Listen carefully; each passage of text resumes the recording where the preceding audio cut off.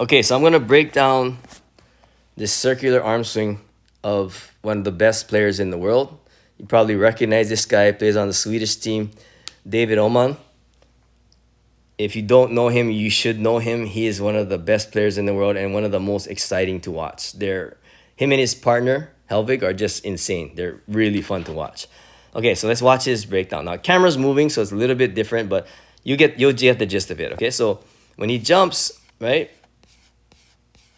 Okay, so this is where he starts his drawback, okay? So I'm going to draw a line here like this, okay? So this is the angle of his arm, his right arm, when he starts his drawback, okay? So he draws back his arm on that same plane, okay? So watch. Yeah, you see that? So when he gets to here, this is his forearm angle, okay? Very similar to that arrow that I just drew, right? You see how it stays on the same plane? Okay. Now, what I want you to understand is if you look at where he's drawing back, it's at the bottom of his chin. Yeah, his hand is pulling back at the bottom of his chin. That's low. His hand doesn't go up over his head. He pulls back below at the bottom of his chin, okay? So what happens then now is he pulls his elbow back to there, and then once his elbow gets even with his shoulder, yeah, he starts rotating his elbow so his fingers can get up, and he's still pulling his elbow back, right? So he's rotating his elbow, and he's pulling his elbow back even more, okay? So when he gets to here, you can see his fingers are pointed up here, and that's crucial. A lot of players delay getting their fingers up, and what happens when you delay getting your fingers up, you start to get very flicky at your elbow and at your wrist, and so you don't use a lot of your big muscles to swing. You use all these flicky small muscles to swing. And when you do that, you kind of lose power, and you're not using your core. And you lose power, and you kind of tend to lose control over the ball too. You're not as controlled as you are, okay? So this yellow circle here that I drew represents the path of his hand. So you can see he has a really big circular motion here. And his hand, okay, from here where I draw this red circle until impact, his impact point is going to be above his right shoulder, okay? From here to there, he has all that time to accelerate his hand before he hits the ball. That's why it's so powerful. He has a big path from which to accelerate his hand, okay? So if you watch, he goes back and then up, okay? And then he hits the ball. Look where he hits the ball, okay? A lot of coaches teach players that you got to hit the ball in the front. Look where this guy's hitting the ball. He's hitting the ball at the highest point. And I will say this, if you're an undersized athlete and you're thinking, I got to hit the ball in front of me, that's just absolutely ridiculous. Like, if you're undersized, how are you going to keep the ball from going into the net if you hit the ball in the front of you? It's always just going to go into the net. And if you do manage to get it up over the net, it's going to be because you manipulate everything, and there's going to be no power to get it over the net if the ball's in front of you, unless you start from a low drawback. If you start from a low drop, you still have a chance to hit a ball in front of you and get it over the net and have some kind of power on it. But if you have the high bow and arrow swing that everybody's teaching and the ball's in front of you, you're just going to constantly hit the ball into the net. Okay, so you can see, look where his arm is at impact, right? Like, I'm just going to show you, right? Oh, sorry. Let's do that. Okay, so I'm going to show you, right? His arm is here, right? So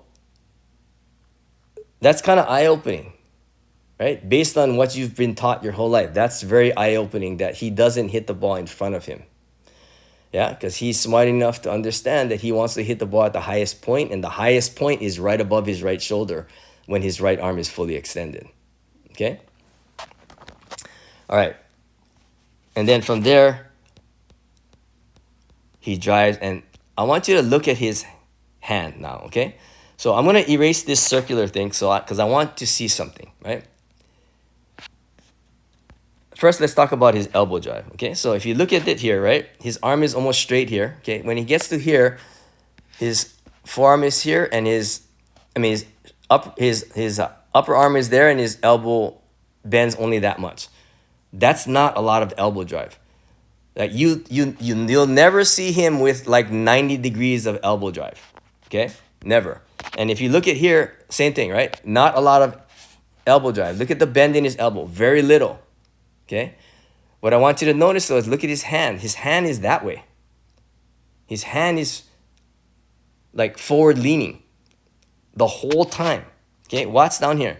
See how his hand is forward leading? He's leading with his fingers from here. Even from here, right? You see how his fingers are up? Fingers are leading, fingers are leading, fingers are leading, fingers are leading, fingers are leading. Okay, so what I want you to understand is when he's up at the ball here, yeah? Okay, I can't draw at the top, but I'm gonna show you. Okay, his hand is up here. His fingers are like this. Okay, that's the hand angle that he has when he's hitting the ball at impact. Okay, and if you look, right, you'd think if your fingers are like that, then the ball's gonna go this way, right? You think, right? But no, because his swing is low to high, boom, he drives the ball kind of flat first, and then it just dives because he hits with a ton of overspin, this guy, okay? So I'm just showing you like some stuff that kind of maybe goes against what most people teach, but yet this guy as one of the best players in the world does it, right? Yeah, so when he's hitting the ball, yeah, at impact, his arm is here, but his hand is like this way at impact, right? His fingers are leading. Most players, when they get to impact, their hand is like this. Their fingers are dragging. Their fingers are lagging, right? If your fingers are lagging when you hit the ball, it's really hard to wrap over the top of the ball. Your fingers have to be leading. And the same goes for back here. From here, right? If you lead with your fingers from here, you're not going to drive your elbow. The only time you drive your elbow is if you let your fingers lag backward. Then your elbow will drive every time. If you always lead with your fingers, yeah, your elbow, you're not going to have the elbow drive. And that's crucial, okay, to creating this big circular motion and hitting with a ton of overspin. Okay, and you can see here how he is kind of crunching, right? So he's crunching like this. So that means he's telling you he's using his core, right? So you can see from this breakdown of what a circular arm swing is like. And the other good player, if you want to watch a good circular arm swing, go watch Sean Cook. Same thing. Leading with the fingers, hardly any elbow drive. Hits the ball really high at the top. And at the top, when he's hitting the ball, his fingers are always forward. Yeah? And I would say Sean maybe hits even more like low to high than Amin. And Sean bounces, like gets over the top of the ball to bounce the ball. Okay? So that is the breakdown of a circular swing, and you can see why it's so powerful. You're using big muscles to make this swing. You're not using small muscles. You're not using your tricep, yeah, which is the muscle that helps you unhinge your elbow. Unhinging your elbow is not part of this swing, yeah. He's not flicking his wrists, right? Flicking your wrist implies your wrist is back and then it goes forward. His is always forward. Look, it's always forward. Okay? He's not flicking his wrists. He's driving his fingers, but his fingers are always forward.